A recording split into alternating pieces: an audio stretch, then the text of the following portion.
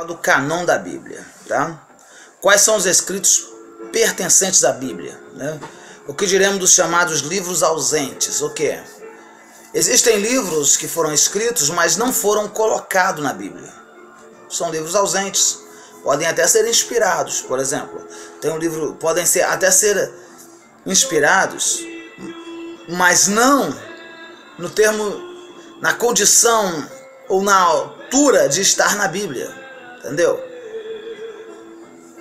Uma inspiração pessoal para uma pessoa, para um grupo, de repente, mas não de forma universal, né? Por exemplo, o livro de Enoque foi reconhecido lá por Judas, né? E Judas falou da profecia de Enoque, mas não foi um livro que entrou no canon sagrado, livro ausente. Como foi que veio a ser composto os 66 livros, né? Como foi? Tá?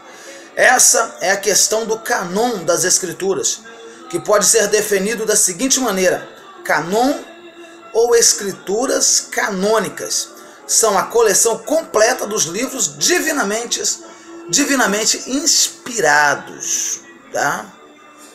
A coleção completa dos livros divinamente inspirados. E são esses os 66 livros que nós temos, né? A inspiração é o meio pela qual a Bíblia recebeu sua autoridade. A canonização é o processo pela qual a Bíblia recebeu sua aceitação divina. Então vamos recapitular. A inspiração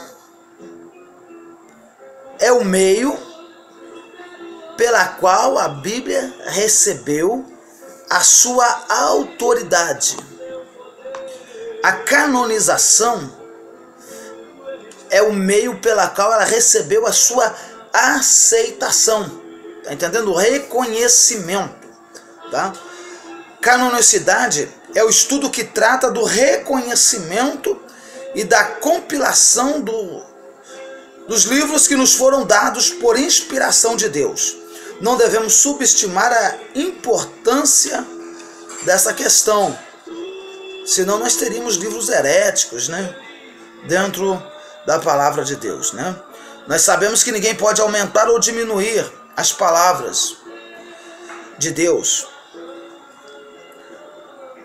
O termo canon é proveniente do grego, no qual canon significa cana, regra ou lista, ou seja, algo correto, algo certo. Isto é canonicidade, tá? O sentido primário da palavra, né, canonicidade, é o seguinte: canon é aplicado às escrituras. Canon aplicado às escrituras é aplicado na acepção ativa, e a Bíblia é a norma que governa a fé ativa. Fé não é algo eu creio porque não vi, não ouvi, nem nada, não. A Bíblia é a norma que rege, que direciona, que mostra o rumo da nossa fé. Sentido ativo. Sentido secundário, segundo o qual o livro é julgado por certos cânones e é reconhecido como inspirado. O sentido passivo não deve ser confundido com a determinação divina da canonicidade. Só a inspiração divina determina a autoridade de um livro, exemplo, se é canônico de natureza normativa, tá?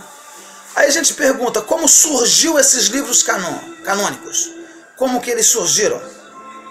A doutrina da inspiração bíblica foi completamente desenvolvida apenas nas páginas do Novo Testamento.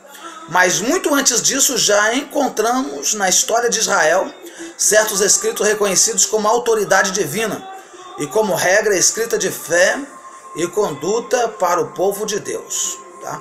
Identificamos isso na resposta do povo quando Moisés leu para eles o livro do concerto, ou quando o livro da lei foi achado por Euquias. Foi lido primeiro para o rei, depois para a congregação, e ainda quando Esdras leu o livro da lei para o povo. Essa forma é uma forma de aceitação. Então, a canonicidade se dá pela aceitação que houve dos livros durante a história, por homens que entendiam profundamente da palavra de Deus e que eram piedosos homens de Deus, tá? Então, isso que a gente colocou aqui são questões a respeito da canonicidade da Bíblia, tá? Todos os livros que foram canonizados, né? Eu não quero falar da formação gradual do cânon, mas houve originalmente a transmissão oral, que é falada, né?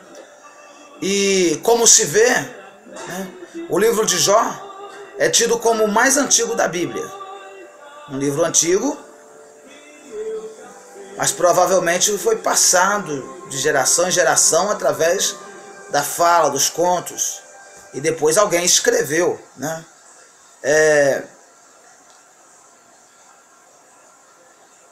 Convém ter em mente que todas as cronologias bíblicas, apenas aproximada, já o Novo Testamento, há precisão de muitos casos. Então, tem as cronologias, tem os documentos, tem tudo, foram chegando nas pessoas, e eles então conseguiram entender o que seriam os livros que entrariam no cânon. Mas preste atenção, a gente ainda vai chegar a uns pontos muito importantes a respeito de tudo isso, tá? Que Deus te abençoe rica e abundantemente, tá? Fica aqui meu abraço. Até mais.